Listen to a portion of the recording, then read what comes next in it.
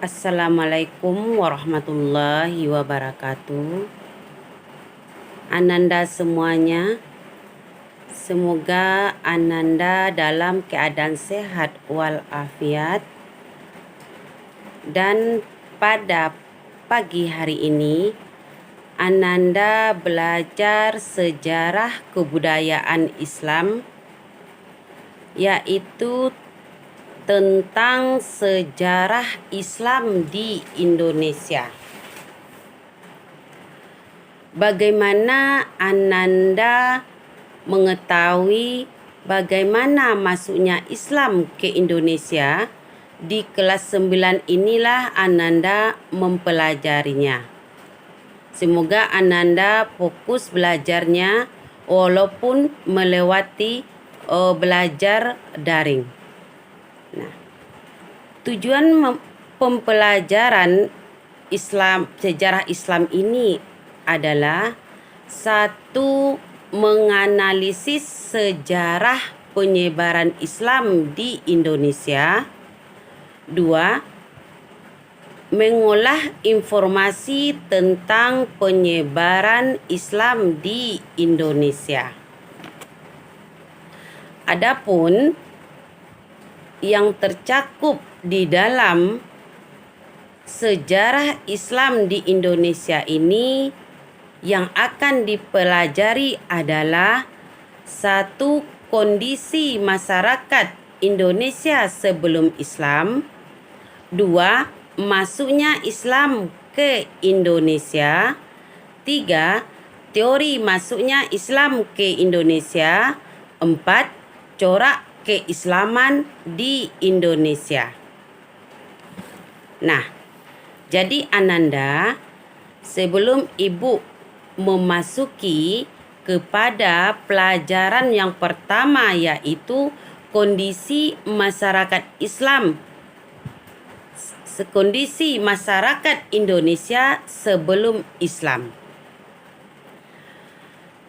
maka Ananda harus mengetahui Islam masuk ke Indonesia itu sejak abad ke-7 hingga 16 Masehi. Proses masuknya Islam ke Indonesia pada umumnya berlangsung secara damai. Nah, jadi kalau orang yang menyampaikan Islam ke Indonesia itu adalah masuknya secara damai. Nah, jadi Ananda sekarang kita bahas yaitu satu persatu tentang pelajaran hari ini. Yang pertama yaitu kondisi masyarakat Islam, kondisi masyarakat Indonesia sebelum Islam. Bagaimana kondisi masyarakat Indonesia sebelum Islam? Dapat dilihat dari beberapa aspek.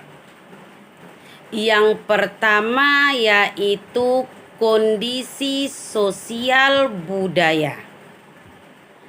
Nah, kondisi sosial budaya itu, penduduk Indonesia terdiri dari berbagai suku bangsa yang masing-masing daerah mempunyai corak seni, budaya, dan bahasa beragam. Berbagai pembedaan itulah yang membentuk keanekaragaman suku bangsa di Indonesia. Yang kedua, kondisi agama atau kepercayaan. Jadi Ananda harus mengetahui sebelum berkembangnya Islam di Indonesia, sebelum nenek moyang kita menganut agama Islam, maka nenek moyang kita dahulunya yang tinggal di Indonesia sebelum Islam sudah mengenal agama atau kepercayaan. Contohnya saja adalah nenek moyang kita dahulunya sudah memeluk agama Hindu, Buddha, dan sebagian menganut kepercayaan Kapitaya. Agama Hindu lahir di India sekitar tahun 1500 sebelum Masehi dengan kitab Weda. Adapun agama Buddha dengan kitab Tripitaka lahir di India kurang lebih tahun 500 sebelum Masehi.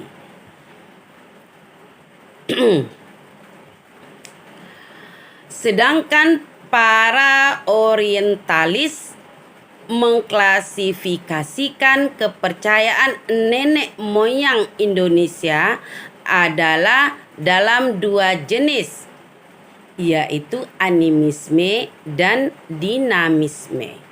Itulah kondisi agama atau kepercayaan.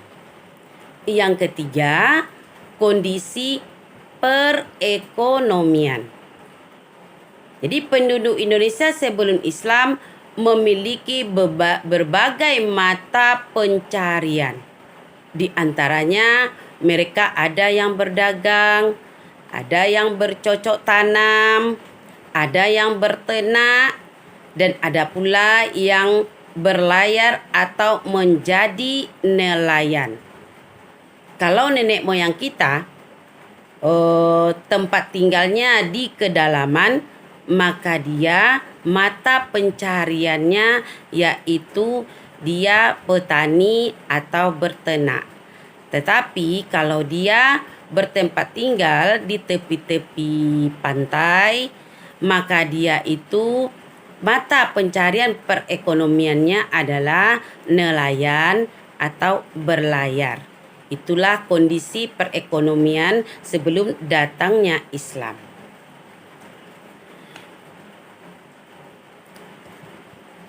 Yang keempat yaitu kondisi sosial politik. Nah, sebelum Islam datang ke Indonesia pada abad ke-7 hingga ke-12, Sriwijaya mengalami masa kejayaan, baik dalam bidang politik, sosial, maupun ekonomi. Kejayaan yang dialami Sriwijaya sangat ditentukan oleh letak wilayahnya sebagai kerajaan maritim. Nah, jadi dalam hal ini Sriwijaya merupakan bagian dari jalur perdagangan internasional. Sebagai pelabuhan, pusat perdagangan, dan pusat kekuasaan, Sriwijaya banyak dikunjungi oleh pedagang dari Persia, Arab, dan Tiongkok. Namun memasuki abad ke-13 sebelum Masehi, Sriwijaya menunjukkan tanda-tanda kemunduran. Kekayaan alamnya sudah tidak lagi menghasilkan dan kalah dengan Pulau Jawa. Itulah kondisi masyarakat Indonesia sebelum Islam datang. Ada berapa kondisi tadi nak? Ada 5 kondisi sebelum Islam datang. Yang pertama apa tadi nak? Yaitu kondisi sosial budaya. Yang kedua, kondisi agama atau kepercayaan. Yang ketiga, kondisi perekonomian. Yang keempat, kondisi sosial politik. Dan yang kelimanya adalah kondisi suku bangsa. Nah, jadi kondisi suku bangsa ini yaitu masyarakat Indonesia memiliki suku bangsa yang beragam. Nah, itulah tentang kondisi masyarakat Indonesia sebelum Islam. Sekarang masuk yang kedua, yaitu masuknya Islam ke Indonesia. Jadi cara masuknya Islam ke Indonesia itu secara umum agama Islam masuk ke Indonesia melalui beberapa jalur utama. Sebagaimana akan Ibu uraikan sekarang ini satu persatu. Yang pertama yaitu melalui perdagangan. Yang kedua, melalui perkawinan. Yang ketiga, melalui pendidikan. Yang keempat, melalui seni budaya. Yang kelima, melalui tasawuf. Yang keenam, melalui politik. Nah, satu persatu Ibu jelaskan bagaimana cara masuknya Islam ke Indonesia tersebut. Yang pertama Ibu jelaskan melalui perdagangan. Nah, melalui perdagangan ini pada taraf permulaan saluran Islamisasi adalah melalui perdagangan.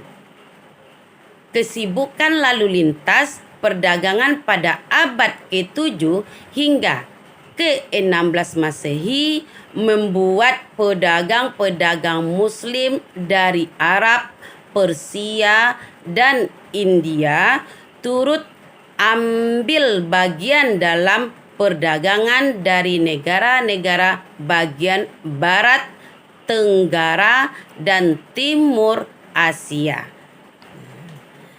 Jadi, melalui perdagangan ini, maka penyebaran Islam banyak berkembang dalam melalui perdagangan tersebut. Kenapa? Karena kaum pedagang memegang peranan sangat penting dalam penyebaran agama dan kebudayaan Islam di Indonesia. Nah, letak Indonesia yang sangat strategis menyebabkan munculnya tempat perdagangan yang membantu mempercepat penyebaran tersebut. Nah, jadi hal yang turut berperan dalam penyebaran Islam ialah melalui dakwah yang dilakukan para mubaligh. Setidaknya ada 3 faktor yang menyebarkan Indonesia dikenal oleh bangsa-bangsa lain. Yang pertama, letak geografis yang strategis. Yang kedua, kesuburan tanahnya sehingga menghasilkan bahan keperluan hidup yang dibutuhkan oleh bangsa lain. Misalnya, di Indonesia ini banyak rempah-rempah, maka rempah-rempah tersebut sangat dibutuhkan oleh negara lain. Yang ketiga, penduduk Indonesia terkenal ramah tamahnya. Jadi ramah tamahnya penduduk Indonesia, nenek moyang kita itu siapapun yang datang dia tanggapi dengan baik, dengan ramah dia sambut, maka banyak negara-negara lain tertarik untuk berdagang ke Indonesia. Nah, itulah sebabnya Indonesia berkembangnya Islam di Indonesia itu sangat cepat sekali dalam perdagangan orang asing tersebut. Selanjutnya, melalui perkawinan. Dari sudut pandang ekonomi, para pedagang Muslim memiliki status sosial yang lebih tinggi dan unggul daripada kebanyakan masyarakat pribumi. Masyarakat pribumi itu adalah penduduk Indonesia, nenek moyang kita dahulunya. Hal inilah berakibatkan penduduk pribumi tersebut, terutama putri-putri bangsawan, tertarik untuk menjadi istri dari para saudagar tersebut. Sebelum dia menikahi atau menikah, mereka diminta masuk Islam terlebih dahulu. Mempunyai keturunan, lingkungan mereka semakin meluas sehingga pada akhirnya memunculkan kampung-kampung, daerah-daerah, dan kerajaan-kerajaan Muslim. Itu adalah jalur perkawinan. Dalam jalur perkawinan itu lebih menguntungkan dan lebih mempercepat dalam penyebaran agama Islam, sebab jika terjadi perkawinan antara anak bangsawan atau raja atau adipati, karena mereka adalah orang-orang mempunyai kekuasaan dan pengaruh sosial yang kuat, maka keislaman mereka akan diikuti oleh masyarakat atau pengikutnya sehingga turut mempercepat proses islamisasi. Otomatis yang mengikuti raja tersebut masuk Islam semuanya. Contohnya saja, seorang ulama menikahi putri bangsawan. Di antaranya Maulana Ishaq menikahi dengan putri Prabu Plambangan yang melahirkan Sunan Giri. Yang lainnya yaitu Sarif Abdullah yang menikahi dengan putri Prabu Siliwangi melahirkan Sunan Gunung Jati. Nah, itulah melalui perkawinan berkembangnya Islam di Indonesia. Selanjutnya melalui pendidikan. Dalam proses penyebaran Islam melalui pendidikan, model pembelajaran dilakukan dengan cara sederhana, yaitu halaqah. Pembelajaran halaqah ini merupakan cikal bakal pendidikan pesantren, yaitu yang kemudian hari berkembang menjadi pondok pesantren. Model pendidikan ini memiliki ciri khas santri atau peserta didik menginap di asrama dengan bimbingan oleh guru agama, kiai ataupun ulama. Sunan Ampel mendirikan pondok pesantren Ampel Denta. Pesantren Gelagah Wangi Demak didirikan oleh Raden Patah. Demikian pula Sunan Giri dan Sunan Bonang juga mendirikan pondok pesantren. Nah, di pesantren atau pondok tersebut, calon ulama, guru, dan kiai mendapat pendidikan agama. Setelah dia keluar dari pesantren, mereka pulang ke kampung masing-masing dan dia berdakwah ajaran agama Islam. Yang mendengar dakwah ulama tersebut, maka dia otomatis simpatik kepada ajaran Islam dan dia masuk agama Islam. Itulah secara pendidikan berkembangnya Islam di Indonesia. Selanjutnya yaitu berkembangnya Islam di Indonesia dari seni budaya, melalui seni budaya. Dalam melalui seni budaya ini, menyebarnya Islam, yang paling terkenal kesenian adalah wayang, pertunjukan wayang. Jadi wayang ini yang didirikan oleh Sunan Kalijaga. Sunan Kalijaga ini mahir sekali dalam memainkan pertunjukan wayang tersebut. Tetapi orang yang menonton wayang tersebut, dia tidak memungut upah pertunjukannya, tetapi dia mengajak penonton tersebut untuk mengucapkan kalimat syahadatain, yaitu asyhadu an la ilaha illallah wa asyhadu anna muhammadar rasulullah. Otomatis orang yang menonton wayangnya memasuki agama Islam. Dan juga ada lagi contoh-contohnya dari kesenian ini adalah ajaran Islam, yaitu cerita berjudul Jamus Kalimasada, Wahyu Tohjali, Wahyu Purbaningrat, serta Hikayat Babat dan kesenian lainnya. Itu kesenian yang Bu bacakan tadi. Banyak yang lainnya adalah Ananda nanti mempelajari di semester 2 nantinya. Nah, jadi melalui kesenian ini juga sangat berkembang Islam di Indonesia. Selanjutnya melalui tasawuf.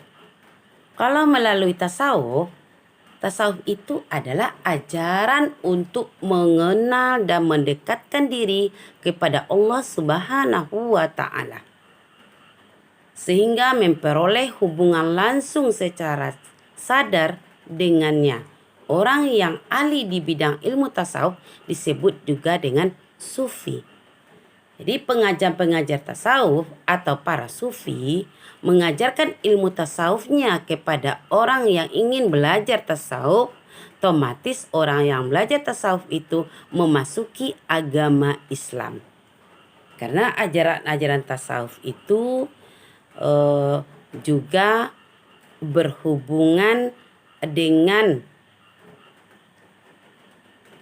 mahir dalam hal-hal magis, yaitu sesuatu yang berhubungan dengan perkara gaib dan mempunyai kekuatan untuk menyembuhkan. Nah, di antara mereka ada yang mengawini putri-putri bangsawan setempat.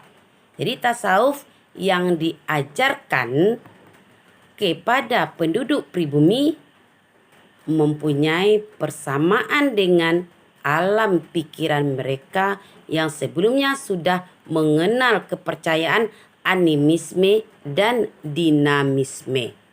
Nah, itulah sangat pesat berkembangnya ilmu tasawuf itu. Maka melalui tasawuf juga berkembang ajaran agama Islam di Indonesia. Selanjutnya melalui politik. Melalui politik ini ada beberapa daerah di Indonesia. Kebanyakan rakyatnya masuk Islam setelah penguasa atau rajanya memeluk agama Islam. Otomatis pengikut penduduknya juga masuk Islam. Selain itu, kerajaan yang sudah memeluk agama Islam terkadang menaklukkan kerajaan-kerajaan non-Islam yang sedang mengalami konflik internal. Kemenangan kerajaan Islam secara politis menarik penduduk kerajaan yang ditaklukkan untuk memeluk agama Islam. Nah, itulah secara politik berkembangnya Islam di Indonesia. Jadi Ananda, selanjutnya Ananda belajar tentang teori masuknya Islam ke Indonesia dan corak keislaman di Indonesia. Yang kedua itu Ananda belajarnya dalam pertemuan berikutnya. Setelah Ibu menjelaskan kondisi masyarakat Indonesia sebelum Islam, masuknya Islam ke Indonesia, Ibu mengharapkan kepada Ananda